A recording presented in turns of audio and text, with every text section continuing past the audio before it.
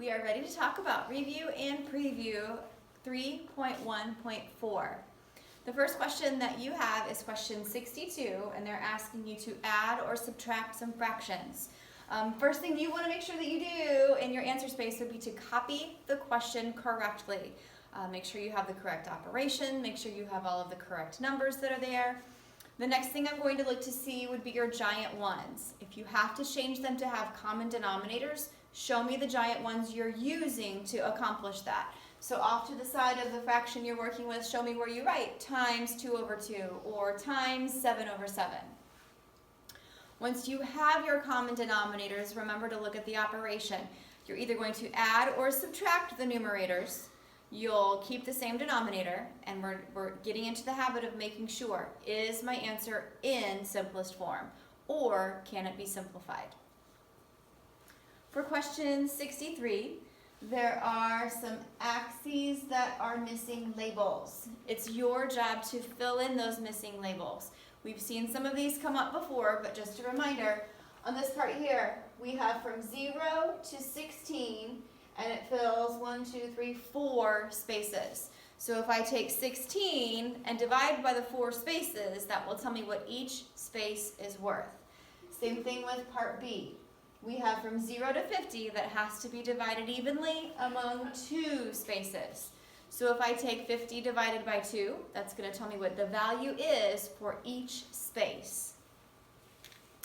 On question 64, they are going to show you some portions on percent blocks, and they ask you for that value as a percent, a fraction, a decimal, and they want a description in words. So make sure you're looking at the correct diagrams for A, B, C, and D, the percent, the decimal, the fraction. And for the description in words, there are lots of ways you could do that. You could write out what the fraction is in words. You could write out the decimal properly in words. You could tell me how many tens, how many ones, how many hundredths, how many tenths. Lots of ways that the word form can be done appropriately.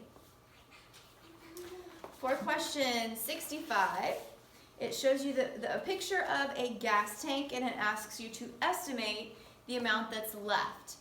Estimate just means we're not coming up with an exact answer. We really have no way of telling.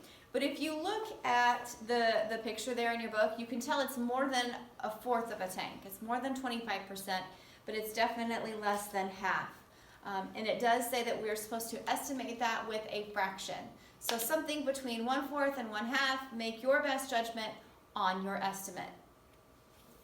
For question 66, we see some information about some restaurant workers, and we have to decide a number of different things.